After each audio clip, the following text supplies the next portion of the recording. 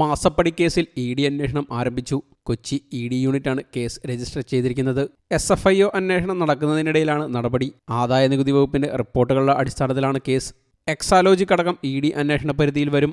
കുറച്ച് ദിവസങ്ങളായി ഇ.ഡി. ഇക്കാര്യത്തിൽ പ്രാഥമിക അന്വേഷണം നടത്തിയിരുന്നു. തുടർന്നാണ് ECIR രജിസ്റ്റർ ചെയ്ത് അന്വേഷണം ആരംഭിച്ചിരിക്കുന്നത്. കരിമണൽ കമ്പനിയായ CMRL നിന്ന് എക്സാലോജിക് സൊല്യൂഷൻസ് കമ്പനിക്ക് അനധികൃതമായി പണം ലഭിച്ചതിനെ തുടർന്നാണ് സീരീസ് ഫ്രോഡ് ഇൻവെസ്റ്റിഗേഷൻ ഓഫീസ് അന്വേഷണം നടക്കുന്നത്.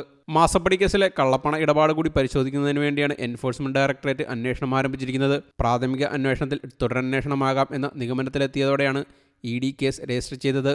വീണ വിജയന്റെ എക്സാലോജിക് കമ്പനി, CMRL, KSIDC എന്നിവർക്കെതിരെയാണ് പ്രാഥമികമായി അന്വേഷണം നടക്കുക. ഇവരുടെ സാമ്പത്തിക ഇടപാടുകൾ ഇ.ഡി. പരിശോധിക്കും. മുഖ്യമന്ത്രിയുടെ മകൾ വീണയുടെ എക്സാലോജിക് കമ്പനി വലിയ തുകയുടെ സാമ്പത്തിക ഇടപാട് നടത്തിയ മുഴുവൻ കമ്പനികൾക്കും സ്ഥാപനങ്ങൾക്കും സീരിയസ് ഫ്രോഡ് ഇൻവെസ്റ്റിഗേഷൻ ഓഫീസിന്റെ നോട്ടീസ് അയച്ചിരുന്നു.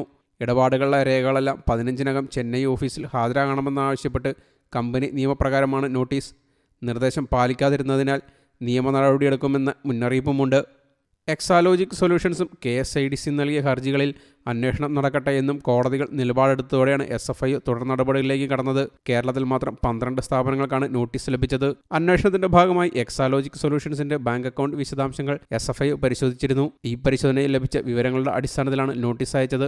എക്സാലോജിക്കുമായി ഏതുതരം ഇടപാടാണ് നടത്തിയതെന്നാണ് നോട്ടീസിലെ പ്രധാന ചോദ്യം. ഉൽപ്പന്നമോ സേവനമോ നൽകിയതിന് എക്സാലോജിക്കുമായി ഏർപ്പെട്ട കരാറിന്റെ പകർപ്പ്, വർക്ക് ഓർഡർ, ഇൻവോയ്സ് എന്നിവയുടെ പകർപ്പ് എന്നിവയെല്ലാം ആവശ്യപ്പെട്ടിട്ടുണ്ട്. അന്വേഷണത്തിന്റെ ഭാഗമായി ബന്ധപ്പെട്ട കമ്പനികളിൽ നിന്നും രേഖകൾ വിളിച്ചു വരുന്നതിനുള്ള വകുപ്പ് 217(2) പ്രകാരമാണ് SFIO ചെന്നൈ ഓഫീസിലെ K. പ്രഭു നോട്ടീസ് അയച്ചത്. 2016-17 മുതലാണ് എക്സാലോജിക്കിന് കർത്തായുടെ കരിമണൽ കമ്പനി അക്കൗണ്ട് വഴി പണം കൈമാറിയത്. IT അനുബന്ധ സേവനത്തിനാണ് പണം നൽകിയതെന്നാണ് CMRLന്റെയും എക്സാലോജിക്കിന്റെയും വാദം. ഇക്കാലഘട്ടത്തിൽ 10-ലധികം സ്ഥാപനങ്ങൾ എക്സാലോജിക്കുമായി വലിയ സാമ്പത്തിക ഇടപാട് നടത്തിയെന്നാണ് അക്കൗണ്ട് പരിശോധിച്ച് SFIO കണ്ടെത്തിയത്.